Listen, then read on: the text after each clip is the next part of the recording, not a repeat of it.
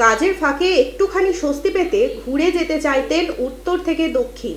সেই মতোই বেরিয়েছিলেন হোলির সময়, কিন্তু অবশেষে ফিরলেন না তিনি।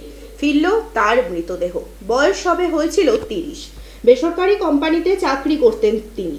তবে ছুটিতে বন্ধুদের সঙ্গে বাইকে করে দূর দূরান্তে ঘুরতে যাওয়াই ছিল তার নেশা। সদ্য বন্ধুদের সঙ্গে বাইকে করে অরুণাচল প্রদেশ বেড়াতেও গিয়েছিলেন, কিন্তু বাইক রাইডের নেশাই এবার হলো কাল।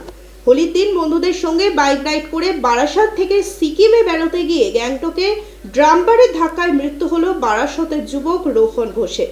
আর এই বাইক দুর্ঘটনায় জখম হয়েছেন রোহনের এক বন্ধু। পরিবারের একমাত্র ছেলের মৃত্যুতে শোকস্তব্ধ পরিবার। বৃহস্পতিবার রাতে মৃত রোহনের দেহ আনা হয় বারাসতের বাড়িতে। একমাত্র ছেলের আকস্মিক মৃত্যুতে মুহূর্তে মুহূর্তে জ্ঞান হারাচ্ছেন পরিবারের সদস্যরা।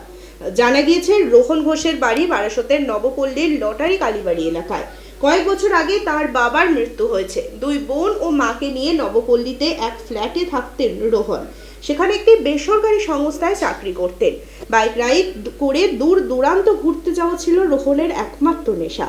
এই নেশার টানে বন্ধুদের সঙ্গে এর আগেও ঘুরতে গিয়েছিলেন বহু দূরে। এবার তাদের গন্তব্য ছিল সিকিমের গ্যাংটক।